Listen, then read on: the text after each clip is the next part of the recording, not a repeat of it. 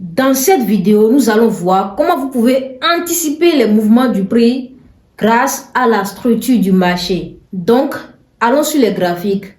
Mais avant tout, si vous êtes nouveau ici, abonnez-vous, activez la cloche de notification pour ne rien manquer. Ici, nous parlons du trading. Alors, si tu es trader, tu es la bienvenue.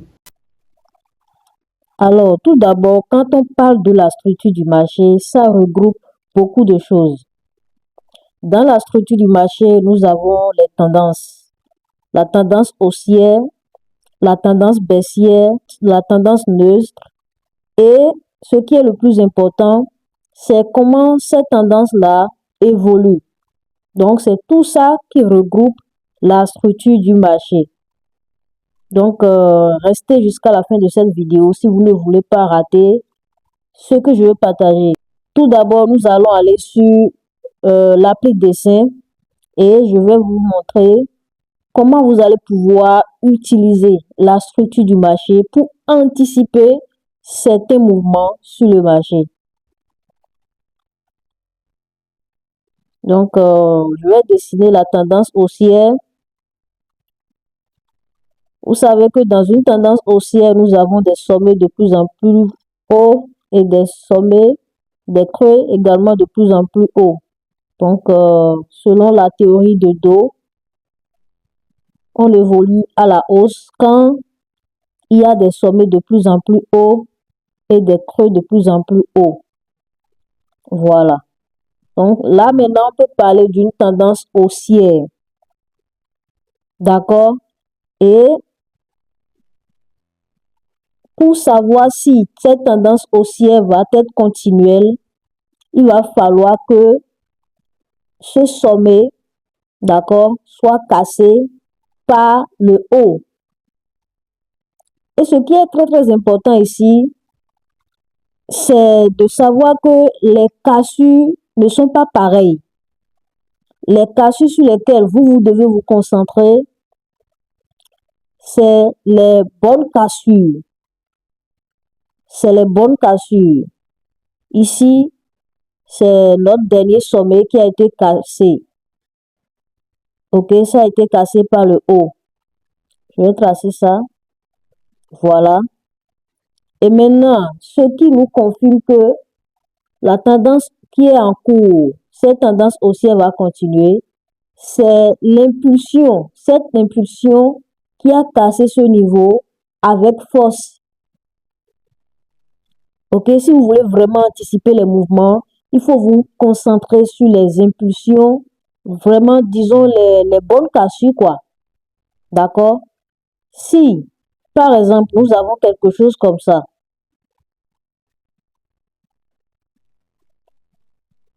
nous avons quelque chose comme ça.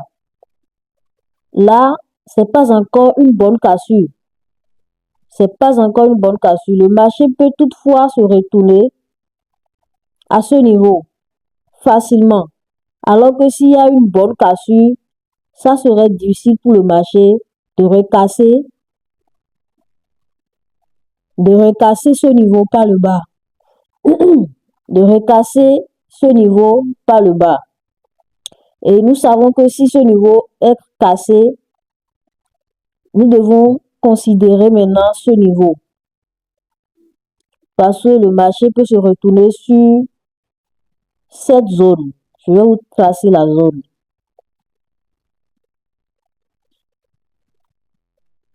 Ici ou ici. Ou ici. Donc, en gros, le marché peut se retourner ici. OK? Quelque part là.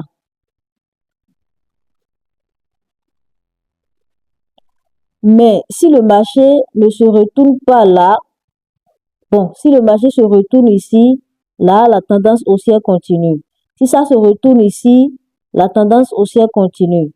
Si ça se retourne ici, la tendance haussière continue.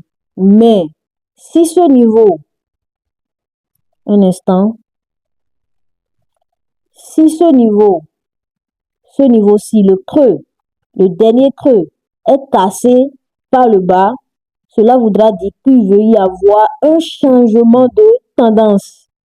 Nous étions dans une tendance haussière, mais à la cassure de ce niveau, ça nous montre clairement que la tendance haussière s'est essoufflée et que la tendance baissière veut débuter. D'accord? Ce que vous devez savoir, ce que vous devez garder de tout ce que j'ai expliqué ici maintenant, c'est que il faut se concentrer sur les bonnes impulsions, d'accord? Et également se concentrer sur les niveaux de retournement. Ok? Les niveaux de retournement. Le marché peut se retourner ici, dans cette zone. Si je veux tracer pas à pas, moi je traite sur deux zones. Et ceux qui sont ici depuis fort longtemps savent que j'ai expliqué ça dans plusieurs vidéos. Donc, ces vidéos sont sur la chaîne, vous pouvez aller voir. Comme ça, et puis comme ça, sur ces deux zones-là. Mais le marché peut toutefois se retourner ici. Pas ici, pas ici, mais ici, dans le vide ici. Donc, c'est pourquoi j'avais tracé la grande zone. Donc, c'est une zone qui est où le marché peut se retourner. C'est des probabilités. D'accord? Voilà. Maintenant, si vous voyez que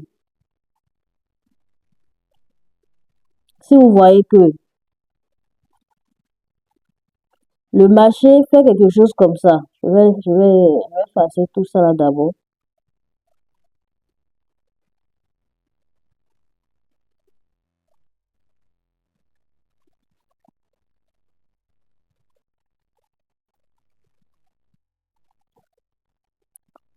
Le marché, au lieu de se... Bon, je vais compléter ceci. Imaginons que le marché a réagi sur cette zone. OK? Et que ici, le marché n'a pas fait une bonne cassure. Là, vous devez douter. Genre, vous devez vous remettre en question et faire attention. Ne pas chercher à vendre une fois que ça va se retourner parce que ça peut être une fausse cassure. Parce que ce niveau n'est pas bien cassé. Donc, vous ne tradez pas ces mouvements. Si c'est une fausse cassure, des petites impulsions, si c'est des petites impulsions, vous ne faites rien, vous attendez le marché pour observer. OK? Donc, globalement, le marché fait quoi souvent? Ça va se retourner ici, mais ça ne va pas continuer avec la tendance haussière.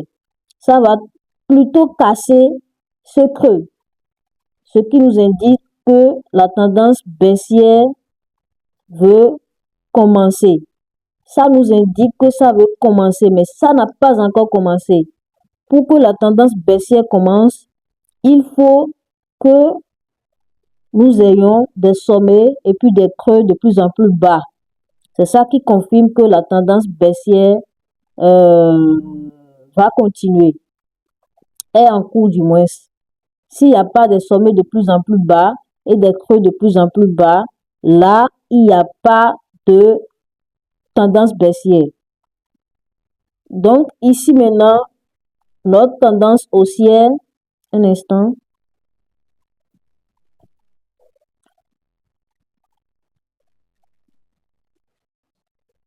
Ici, notre tendance haussière s'est essoufflée parce que ce creux a été cassé, ce qui indique un probable retournement de tendance. Donc, on trace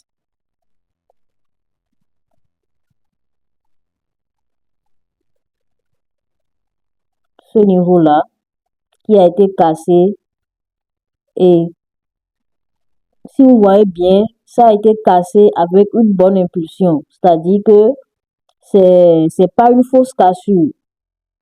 Là, vous pouvez vous attendre à un probable retournement. Vous attendez le prix sur une zone.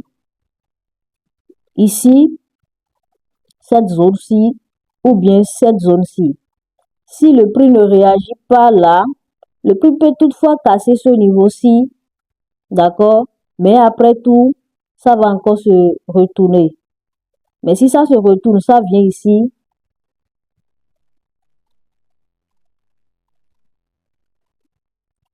Si ça se retourne, ça vient ici, ça peut toutefois faire ça. D'accord? Mais si ce niveau-là, ce dernier sommet qui est là est cassé, là encore, la tendance haussière continue. Donc, ceci n'est plus, ça ne compte plus, ceci ne compte plus. Même si ça a été cassé, ça ne compte plus. C'est ceci maintenant, il faut considérer. C'est ce sommet qui a été cassé là qu'il faut considérer. Du coup, on peut dire que la tendance haussière continue. OK? Mais si le prix ne fait pas ça et que le prix réintègre cette zone et ça se retourne ici, tout d'abord ici d'abord, si ça ne se retourne pas là, il faut l'attendre quelque part ici. Si ça ne se retourne pas là, il faut l'attendre quelque part là. OK? Maintenant, si ça se retourne là, il faut avoir des confirmations. Il y a des confirmations qu'il faut voir avant d'entrer en position. C'est pas que le prix revient sur la zone et directement tu prends position. Non. Il faut que tu aies des confirmations de bougies ou bien de figures chartistes avant d'entrer en position. D'accord? Maintenant, ici, si tu as des confirmations d'entrée, tu peux prendre une position à la vente et anticiper le prix. Là, c'est une anticipation. Pourquoi? Parce que nous n'avons pas encore une tendance baissière qui est claire. Nous avons anticipé le mouvement. Voilà, nous avons anticipé le mouvement. Et si nous voulons voir si la tendance baissière qui est en cours là va continuer, il va falloir que ça casse ce niveau. Une fois de plus, ce niveau. Si ce niveau est cassé, c'est-à-dire ce sommet est cassé, là, avec une bonne impulsion, avec des bonnes bougies, là, ça nous indique encore que la tendance baissière va poursuivre son chemin. D'accord? Avant que ça ne poursuive son chemin, ça reviendra tester des zones. On appelle ces zones-là les zones de demande. Donc, c'est ça, je trace directement, vous voyez. Et ça qui est en jaune, c'est des zones de demande. Donc, le prix peut toutefois revenir. Après l'impulsion, il ne faut pas entrer directement en position, soit disant que la tendance baissière est en cours. Non, jamais. Ne faites jamais ça. Vous attendez le prix sur une zone. D'accord? Ici, au niveau de ce creux, au niveau de ce sommet, ou bien au niveau de ce creux. Ou bien encore, si vous avez des petits mouvements qui sont ici, vous pouvez toutefois prendre des positions, mais il faut avoir des confirmations. C'est ça que je dis.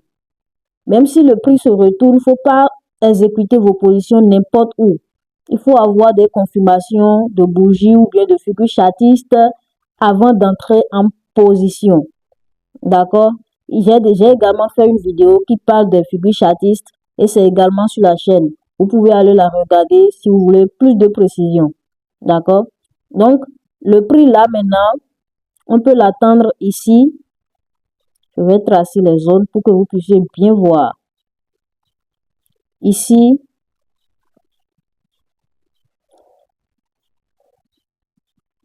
ou bien ici.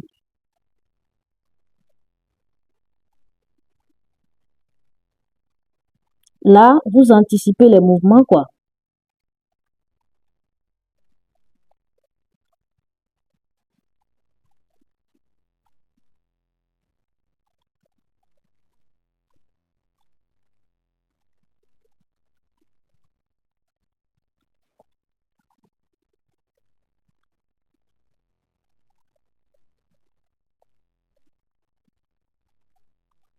Le prix fait quelque chose comme ça et ça peut se retourner ici.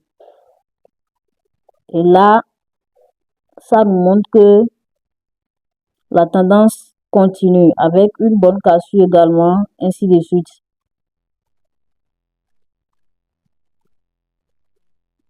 Et si le prix veut se retourner, vous allez constater que ça peut faire une fausse cassure, d'accord? Un instant. Le prix peut faire une fausse cassure comme ça.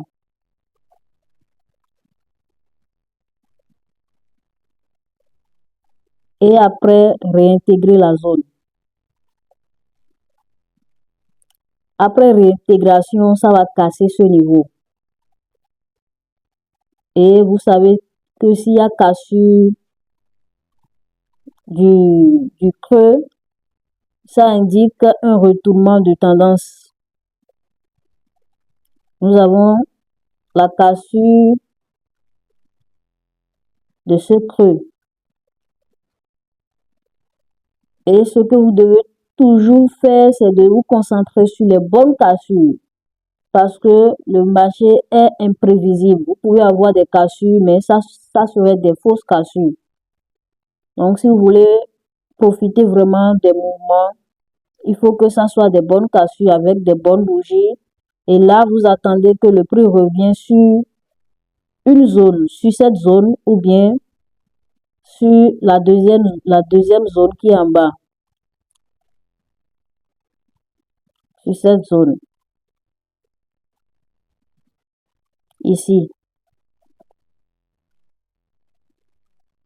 Voilà. Pour anticiper le mouvement futur. Et la raison pour laquelle on va s'attendre à acheter ici, c'est parce que ici nous avons eu un probable retournement. C'est pas encore un vrai retournement. Mais ici, d'abord, après avoir cassé ce niveau-ci, ça nous prouve que la tendance haussière veut probablement continuer. Donc, on va attendre le prix sur cette zone ou bien sur cette zone. Ok, si le prix ne réagit pas ici avec des bougies d'impulsion, avec des gros corps ou bien une figure chartiste, cassure d'une figure chartiste ici par exemple, on n'entre pas en position tout simplement. Donc si le marché revient ici, si ça ne réagit pas sur cette zone-ci, on oublie cette zone. Et maintenant, qu'est-ce qu'on fait? On se concentre sur la deuxième zone. Ok, on se concentre sur cette zone-là. Et si le prix revient ici, le prix peut toutefois réagir. Ok, vous allez avoir un retournement. Vous pouvez encore avoir un retournement de tendance parce que le mouvement qui va quitter là pour venir ici, ça serait des petites impulsions puis des petites corrections. Donc, ce que vous allez faire, vous allez encore attendre un retournement de tendance de cette petite tendance-là, ok, pour entrer en position.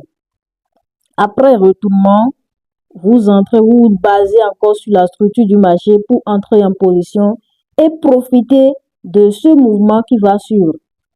C'est comme ça que vous allez pouvoir anticiper les mouvements sur le marché. J'espère que vous avez compris. Maintenant, il y a des fois où vous allez constater qu'il y a des complications. Ok, des ranges, le marché n'est pas clair comme je viens de le dessiner. Ce n'est pas toujours comme ça. Sur le marché, c'est autre chose et il faut avoir l'œil pour pouvoir repérer les bons mouvements. On va aller sur le marché et essayer de repérer des bonnes cassures, des fausses cassures et autres. D'accord? Donc ici, nous sommes sur le marché. Bon, j'avais tradé, j'avais pris des positions ici.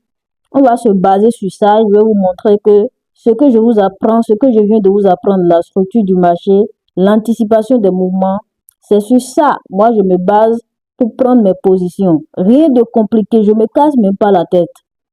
Si je sais que la tendance, elle est haussière, je m'attends à des mouvements de correction et c'est dans cette correction-là maintenant, je cherche des retournements, des petits retournements et je prends une position à l'achat. Voilà. Donc ici, par exemple, si on voit bien,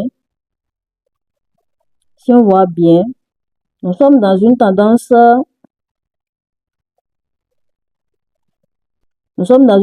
baissière parce que nous avons des sommets de plus en plus bas et des creux de plus en plus bas également.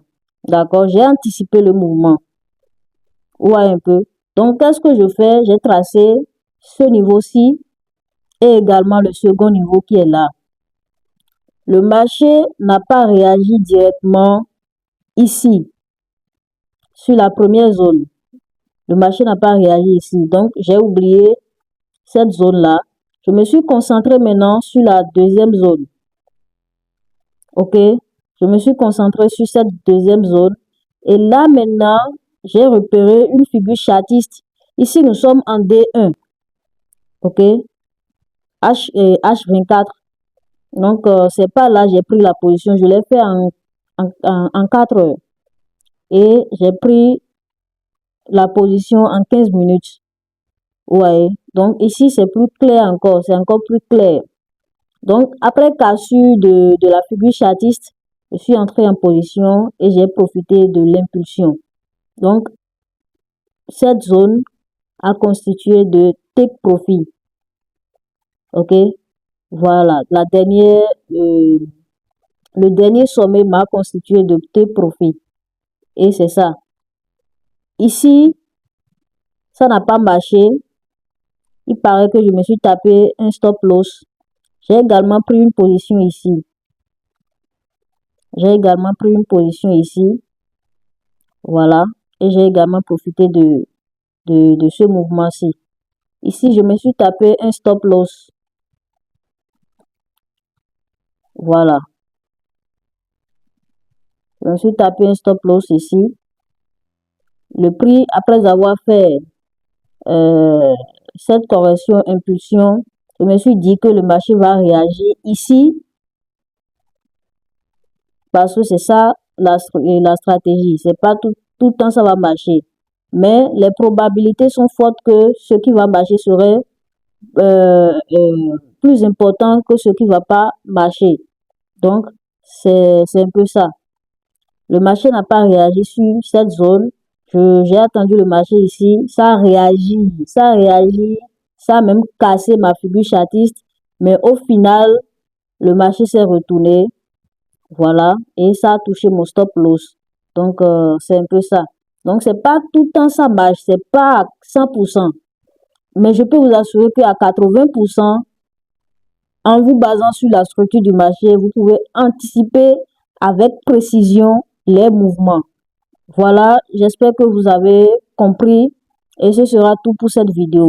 Si vous avez des questions, posez-moi ces questions-là en commentaire et je vais vous répondre avec plaisir. Pour ceux qui ne sont pas encore abonnés, abonnez-vous, likez la vidéo et si vous voulez rejoindre mon canal Telegram, le lien serait en description de cette vidéo. On se dit à la prochaine. Ciao.